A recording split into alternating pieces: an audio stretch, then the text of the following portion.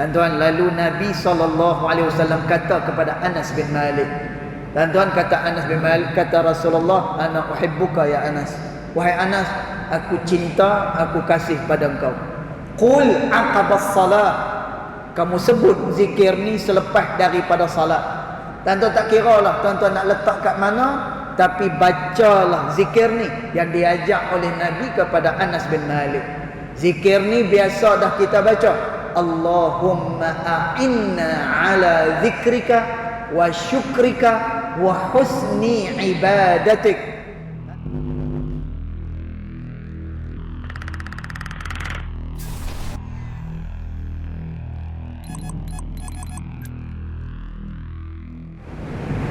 للكريم وآله وأصحابه كرام الفاتحة. أعوذ بالله من الشيطان الرجيم. بسم الله الرحمن الرحيم. الحمد لله رب العالمين الرحمن الرحيم مالك يوم الدين. إياك نعبد وإياك نستعين. اهدنا الصراط المستقيم صراط الذين أنعمت عليهم غير المغضوب عليهم ولا الضالين آمين. السلام عليكم ورحمة الله وبركاته. الحمد لله والصلاة والسلام على رسول الله سيدنا محمد بن عبد الله وعلى آله وصحبه ومن والاه. أشهد ونشهد أن لا إله إلا الله وأشهد أن محمدا عبده ورسوله. اللهم فصل وسلم على سيدنا محمد عبدك ورسولك النبي الأمي وعلى آله وصحبه وبارك وسلم. ثم أقول رب اشرح لي صدري ويسر لي أمري واحلل عقدة من لساني يفقه قولي يفقه قولي أما بعد. قال الله سبحانه وتعالى في تنزيله لقد كان لكم في رسول الله أسوة حسنة صدق الله العظيم. ربي أدخلني مدخل صدق وأخرجني مخرج صدق واجعل لي من لدنك سلطانا نصيرا. إلهي أنت مقصودي ورضاك مطلوبي فأعطني محبتك ومغرفتك يا أرحم الراحمين. Alhamdulillah, segala puji syukur kita ucapkan kepada Allah Subhanahu wa taala kerana dengan limpah kurnianya dan rahmatnya, alhamdulillah, pada hari yang mulia yang disebut sebagai Sayyidul Ayyam, penghulu bagi segala hari, tersimpan di dalamnya segala kebaikan. Jadi mudah-mudahan apa yang kita lakukan pada hari ini, daripada sembahyangnya, kemudian zikir kita dan doa yang kita panjatkan, mudah-mudahan ianya akan diterima pada sisi Allah Subhanahu wa taala. Allahumma amin. Tuan-tuan yang dirahmati Allah sekalian, pagi tadi kita telah menyebut antara ciri orang yang diberikan kebaikan oleh Allah Subhanahu wa taala. Antaranya kata Allah Subhanahu wa taala, ni kita ulang sedikit, yang mana kata Allah Subhanahu wa taala, orang yang diberikan kebaikan oleh Dia, tatajafa junubuhum 'anil madajah, yang mana dia menjauhkan belakang tubuh badannya daripada al-madajah, daripada tempat-tempat tidur. Tuan-tuan, maknanya orang ni adalah orang yang kurang rehat. orang ni adalah orang yang senantiasa melakukan taat kepada Allah. Orang ni adalah orang yang senantiasa berada dalam keadaan dia beramal kepada Allah Subhanahu wa taala. Dan sememangnya kehidupan kita adalah amalan. Kerana tu kalau kita tengok di dalam kitab fiqh misalnya, dalam kitab fiqh dia ada 4 roboh, ada 4 bahagian. Pertama adalah bab berkenaan dengan ibadah kepada Allah. Tuan-tuan, ibadat kita tak boleh reka sendiri. Kita nak kena ikut tata cara yang ditunjuk oleh Allah, yang diajar oleh Nabi sallallahu alaihi wasallam. Kemudian dalam kitab fiqh kita ada bab muamalat. Tuan-tuan, harta yang ada pada kita perlu diuruskan mengikut sebagaimana yang dikehendaki oleh Allah. Sama ada dari segi zakatnya, penghasilannya, kemudian pinjamannya, hendaklah diurus tadbir dengan Islam. Kemudian yang berikutnya dalam kitab fiqh kita ada munakahah. Kerana kata ulama, manusia ini dia ada quwwatus syahwah, dia ada kekuatan syahwat. Maka syahwat hendaklah diletakkan pada tempat yang betul. Satu hari Nabi SAW kata kepada para as-sahabah radhiyallahu anhum ajma'in, letakkanlah syahwatmu pada tempat yang benar, kata Rasulullah. Tuan-tuan, sahabat terperanjat. Ada juga syahwat yang betul, ada juga syahwat yang dibenarkan. Tuan-tuan, maka sahabat tanya dengan Rasulullah, ya Rasulullah, bagaimana syahwat yang benar ni? Maka jawab Nabi SAW, iaitulah kepada isteri-isteri kalian. Maknanya syahwat yang diletakkan kepada isteri, yang tu yang benar, malah diberikan pahala oleh Allah Subhanahu wa taala. Tuan-tuan, kemudian yang berikutnya dalam kitab fiqh kita ada jinayat.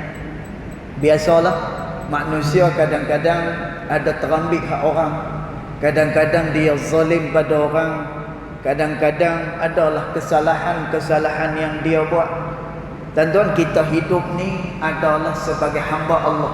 Dia bukannya hidup di hutan belantara yang tidak ada perundangan, yang tidak ada tertib. Kita hidup di bawah payung Islam. Tuan-tuan, maka kerana itu Islam sama sekali tidak menzalimi mana-mana individu Muslim. Lalu diletakkan salah satu bab ini yang dinamakan sebagai jinayat. Maka kalau kita tengok, tuan-tuan, keempat-empat bahagian ini semuanya adalah peraturan dan juga perundangan daripada Allah Subhanahu wa taala yang wajib dilaksanakan oleh setiap manusia. Maka kehidupan kita adalah beramal kepada Allah, dan ini bertepatan sebagaimana yang Allah taala sebut, wa ma khalaqtul jinna wal insa illa liya'budun, dan tidaklah aku jadikan jin dan manusia hanyalah untuk menjadi hamba kepada aku, kata Allah. Tuan-tuan, maka ciri yang pertama kita sebut pagi tadi, orang ni tatajafa junubuhum 'anil madaji'. Dia menjauhkan diri dia daripada tempat berehat. Dia tak rehat, dia beramai kepada Allah Subhanahu wa taala. Tuan-tuan, dunia ni adalah tempat untuk kita menanam benih-benih amal kepada Allah. Tuan-tuan, bila sebut amal, jangan kita bayang kita nak kena pegang tasbih 24 jam. Tuan-tuan, jangan kita bayang bila kata beramal kita nak kena duduk dalam masjid 24 jam. Tidak.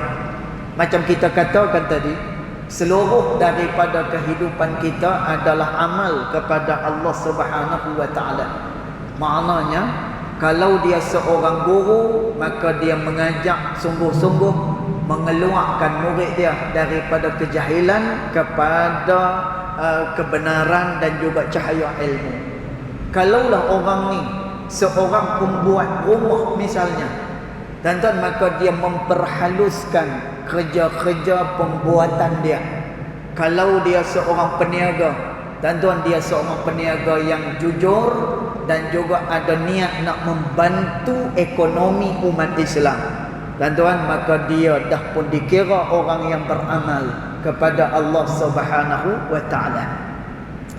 Jadi yang pertama macam tu adalah orang yang menjauhkan diri daripada tempat-tempat tidur mereka. Maknanya tak rehat orang ni, senantiasa dalam keadaan mematuhi segala peraturan Allah Subhanahu wa taala.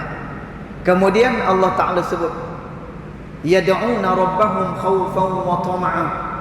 Dia senantiasa berdoa kepada Allah dalam keadaan takut dan juga tamak. Tamak dekat sini membawa maksud dia nak sangat-sangat apa yang ada pada sisi Allah Subhanahu wa taala. Tuan-tuan, orang yang rajin berdoa, orang yang dia senantiasa meminta-minta pada Allah, tuan-tuan, ada dua kebaikan. Yang pertama, dia adalah orang yang kenal kepada Allah kerana dia tahu yang boleh memberi hanya Allah. Dia tahu segala yang dia dapat ni adalah daripada pemberian Ar-Razzaq, Allah yang memberikan rezeki. Dan tentu yang pertama. Yang kedua, orang yang selalu meminta kepada Allah, dia dikasihi oleh Allah. Kerana Nabi SAW menyatakan bahawa orang yang tak berdoa dengan Allah, Allah Ta'ala murka pada dia. Tuan-tuan, maknanya apa? Allah nak supaya kita ni senantiasa berdoa pada dia. Maka orang yang senantiasa berdoa, khaufan, keadaan dia takut, tamak pula lagi, maka dia adalah orang yang diberikan kebaikan oleh Allah. Kemudian Allah Ta'ala sebut wa mimma razaqnahum yunfiqun. Dan apa-apa yang kami berikan kepada mereka, mereka infakkan pada jalan Allah. Di sini bukan hanya merujuk kepada harta. Tentu ramai daripada kita mungkin dia fikir, aku orang tak ada duit, aku orang miskin, aku tak boleh nak menginfakkan apa-apa pada jalan Allah Subhanahu wa taala. Tuan-tuan, maksud apa yang diberikan oleh Allah, wa mimma razaqnahum yunfiqun. Kalau kita tengok di dalam kitab Fathul Mubin yang dikarang oleh Al-Imam Ibn Hajar Al-Haytami. Al-Imam Ibn Hajar Al-Haytami rahimahullah ta'ala menyatakan, sama ada pemberian itu adalah pemberian baik atau pemberian yang tidak baik, dua-duanya daripada jenis rezeki daripada Allah. Dan dua-duanya adalah rezeki. Cuma kita disuruh memilih yang paling baik, maka sudah tentulah kita memilih rezeki yang diredai oleh Allah Subhanahu wa taala. Maka cerita dia, semua pemberian adalah rezeki, pemberian daripada Allah. Maka Allah Taala kata wa mimma razaqnahum yunfiqun. Dan apa-apa yang kami berikan kepada mereka, mereka infakkan, kata Allah. Dan ramai daripada kalangan kita yang faham, bila kata infak ni dia mesti duit. Bila kata infak, dia mestilah wang ringgit kita, harta kita. Tak. Apa yang diberikan oleh Allah pada kita, wang ringgit, kederat kita, ataupun buah fikiran kita. Tuan-tuan, ada orang yang dia tak mampu nak berikan wang ringgit, tapi dia telah memberikan buah fikiran dia. Maka dengan buah fikiran itu telah mengeluarkan orang daripada masalah. Dengan nasihat-nasihat dia, dan tuan, dia telah menginfakkan apa yang Allah Ta'ala telah berikan kepada dia. Dan tuan, mungkin duit tak ada, buah fikiran pun tak ada, tapi dia adalah orang yang kuat. Dan tuan, dia adalah orang yang kuat tubuh badan dia. Dan tuan, ni dia sapu masjid ni daripada ujung sampai ke belakangnya. Pasal apa? Kederat dia kuat. Dia tengok ahli jawatan kuasa, contohnya nak angkat ekon macam kat depan ni tak larat, dia seorang boleh angkat. Dan maka dia sumbangkan kederat dia pada benda-benda kebaikan. Dan tuan, dia termasuk daripada golongan wa mimma razaqnahum yunfiqun. Dan apa yang kami berikan kepada mereka, mereka infakkan pada jalan Allah Subhanahu wa taala. Dan tuan, Orang yang beramal macam ni Allah Ta'ala sebut pada ayat berikutnya, fala ta'lamu nafsum ma ukhfiya lahum min qurrati a'yun jazaa'an bima kanu ya'malun. Maka tidak ada seorang pun yang tahu apa-apa lagi yang disimpan pada sisi Allah sebagai balasan apa yang dia telah lakukan, yang dia telah amalkan, kata Allah Subhanahu wa taala. Tuan-tuan, pagi tadi kita dah terang, sembahyang berjemaah kita tahu 25 darjat. Orang yang mai sembahyang subuh berjemaah, dia akan dapat 2 kelebihan. Hari itu dia dilindungi oleh Allah 1 hari. Kemudian yang kedua, dia berjalan pada gelapnya waktu subuh, Allah menerangkan jalannya ketika mana dia nak ke syurga Allah Subhanahu wa taala. Tuan-tuan, ini yang kita tahu. Yang ni yang diberitahu melalui Quran, melalui hadis. Tapi ada banyak lagi kelebihan yang tidak diketahui oleh manusia. Apa yang nak diberikan oleh Allah daripada amalan yang dia lakukan. Kerana tu Allah Ta'ala kata, orang yang beramal ni tak ada seorang pun yang tahu apa yang tu simpan sebagai balasan yang dia lakukan kepada Allah Subhanahu wa taala. Tuan-tuan, kita berdoa kepada Allah Subhanahu wa taala. Mudah-mudahan kita menjadi orang yang ringan tubuh badan di dalam melakukan amal ketaatan pada Allah Subhanahu wa taala bagi mendapatkan kemuliaan pada sisi Allah. Tuan-tuan, nak dapatkan kemuliaan pada sisi Allah Subhanahu wa taala, dia memerlukan kepada mujahadah. Ni yang pertama. Kalau kita nak jadi orang yang mulia, kata Allah Subhanahu wa taala, "Wa man jahada fa innama yujahidu li nafsihi."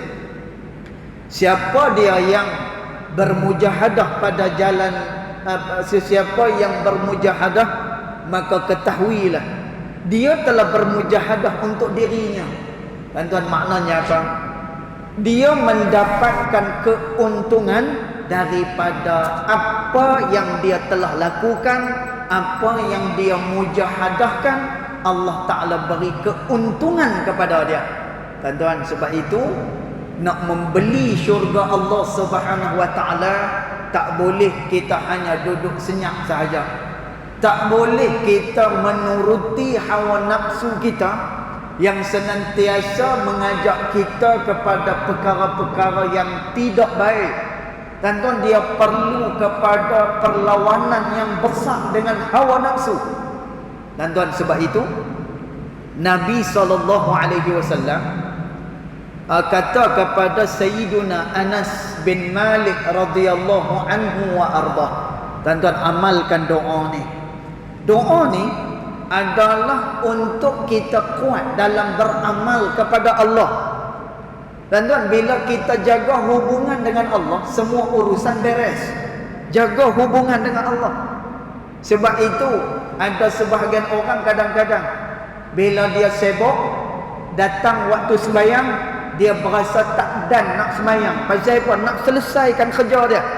Tuan-tuan, tanpa dia sedar, sembahyang itulah sebenarnya yang akan menyelesaikan segala masalah, yang akan memudahkan segala masalah dia. Tuan-tuan, jaga hubungan dengan Allah. Kerana tu kata Nabi SAW, "Arifillah fil raha." Hendaklah kamu kenal Allah Ta'ala pada waktu kamu senang. Waktu senang, waktu lapang ni kenal dengan Allah. Ya'rifuka fi syiddah. Dia akan kenal kamu, dia akan tolong kamu pada waktu kamu susah, kata Nabi SAW. Dan maka jaga hubungan dengan Allah. Maka Nabi SAW beritahu doa ni kepada Anas ibn Malik radhiyallahu anhu wa arda. Dan satu hari lepas daripada sembahyang, Nabi SAW kata kepada Anas bin Malik, "Ya Anas, ana uhibbuka." Wahai Anas, aku kasih, aku cinta kepada kamu. Tuan-tuan, Anas bin Malik ni, dia duduk dengan Nabi SAW daripada dia kecil lagi. Mak dia menyerahkan dia kepada Nabi SAW. "Ya Rasulullah," ni kata mak Anas bin Malik, "Ya Rasulullah, aku berikan anak ni kepada kamu, kamu nak ajak dia silakan, atau kamu nak jadikan dia budak-budak kamu, maknanya nak jadikan hamba kamu, gunakan ya Rasulullah. Aku infak anak ini untuk kegunaan kamu ya Rasulullah. Tuan-tuan, ni mak Anas bin Malik radhiyallahu anhu wa ardah. Maka Anas bin Malik duduk dengan Nabi SAW sebagai pekerja Nabi SAW. Tuan-tuan, tapi kata Anas bin Malik, selama aku duduk dengan Nabi SAW, aku tak tahu apa kerja yang aku buat. Kerana Nabi ni, kata Anas bin Malik, Nabi lebih suka melakukan perkara itu dengan diri dia sendiri. Tentang perkara ni bukan Anas bin Malik dia cerita. Sayyidatina Aisyah radhiyallahu anha wa ardaha juga cerita. Kata Aisyah, Rasulullah ni kalau kasut dia koyak, maka Nabi sendiri yang akan menjahitnya. Kalaulah baju Nabi yang koyak, maka Nabi sendirilah yang akan menjahitnya. Tuan-tuan, Nabi apa-apa dia suka buat sendiri. Bukan macam kita. Kita suka perintah kat orang sampai orang pun rasa cemuih. Nah, orang pun rasa beban dengan kita. Sebab sikit-sikit kena perintah, sikit-sikit kena perintah. Tuan-tuan, Anas bin Malik radhiyallahu anhu wa ardah dia kata apa? Aku tak tahu. Selama aku hidup dengan Nabi, apa yang aku kerja, apa yang aku buat. Pasal Nabi ni dia suka buat kerja dia dengan diri dia sendiri. Tuan-tuan, lalu Nabi SAW kata kepada Anas bin Malik. Tuan-tuan, kata Anas bin Malik, kata Rasulullah, ana uhibbuka ya Anas. Wahai Anas, aku cinta, aku kasih pada engkau. Qul aqabas salah. Kamu sebut zikir ni selepas daripada salat. Tuan-tuan, tak kira lah tuan-tuan nak letak kat mana, tapi bacalah zikir ni yang diajak oleh Nabi kepada Anas bin Malik. Zikir ni biasa dah kita baca. Allahumma a'inna ala zikrika wa syukrika wa husni ibadatik. Tuan-tuan, mudah saja. Yang ni biasa kita duk baca, tapi fadilat dia dan amalan ni terus daripada Rasulullah SAW kepada orang yang dia kasih, iaitu Anas bin Malik radhiyallahu anhu wa arda. Tuan-tuan, sekali lagi, Allahumma a'inna ala zikrika wa syukrika wa husni ibadatik. Tuan-tuan, apa makna dia? Ya Allah, tolonglah aku ini. Allahumma a'inna ala zikrika. Ya Allah, tolong aku untuk ingat kepada Engkau ya Allah. Tuan-tuan, kita minta tolong dengan Allah. Kenapa?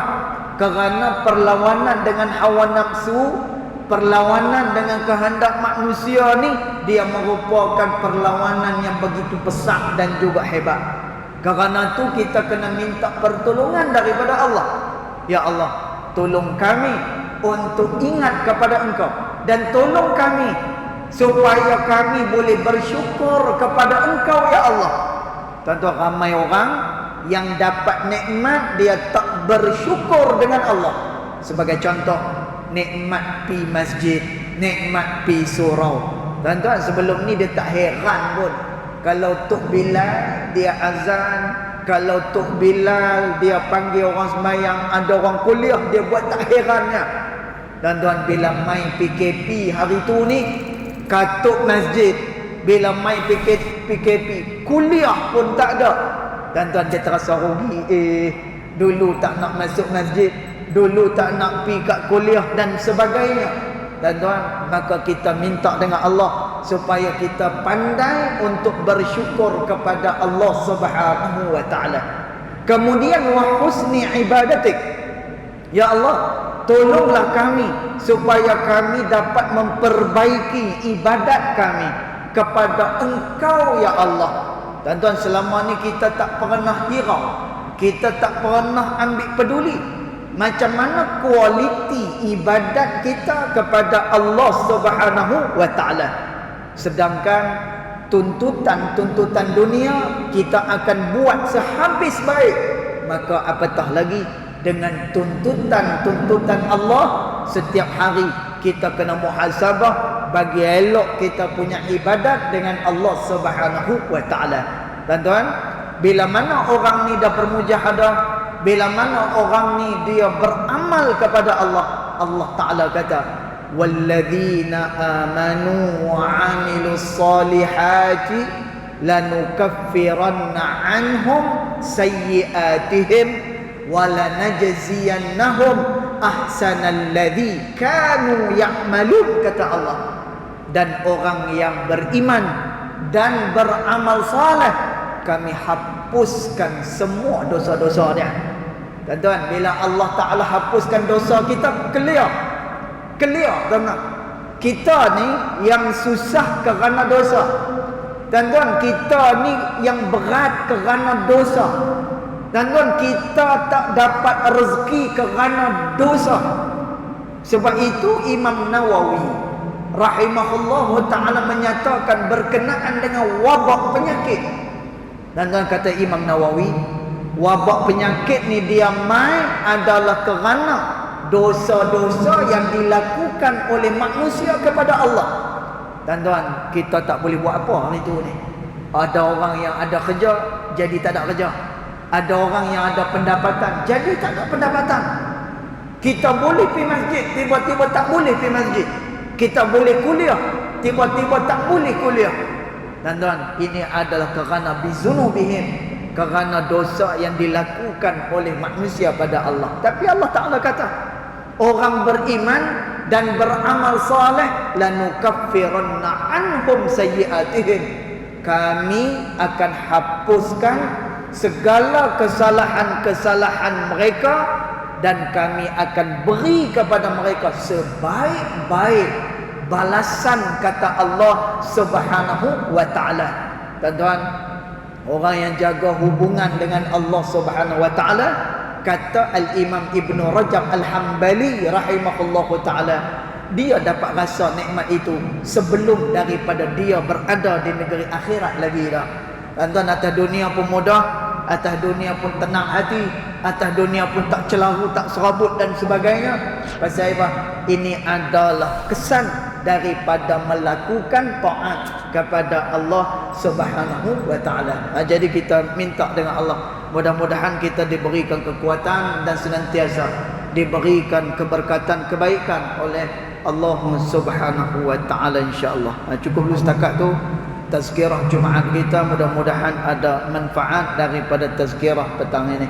Yang baik datang daripada Allah Subhanahu wa ta'ala, yang tidak baik datang daripada kejahilan diri saya sendiri, walaupun hakikat kedua-duanya datang daripada Allah Subhanahu wa ta'ala. Bismillahirrahmanirrahim. Alhamdulillah rabbil alamin. Wassalatu wassalamu ala asyrafil anbiya wal mursalin wa ala alihi wa sahbihi ajma'in. Allahumma ighfir lana ma akhta'na wa ma ta'ammudna wa ma asrarna wa ma a'lanna wa ma anta a'lamu bihi minna, antal muqaddim wa antal muakhir. La ilaha illa anta subhanaka inna kunna minadh dhalimin. Wa sallallahu ala sayyidina Muhammad wa ala alihi wa sahbihi wa baraka wa sallam. Walhamdulillahi rabbil alamin. Wallahu a'lam.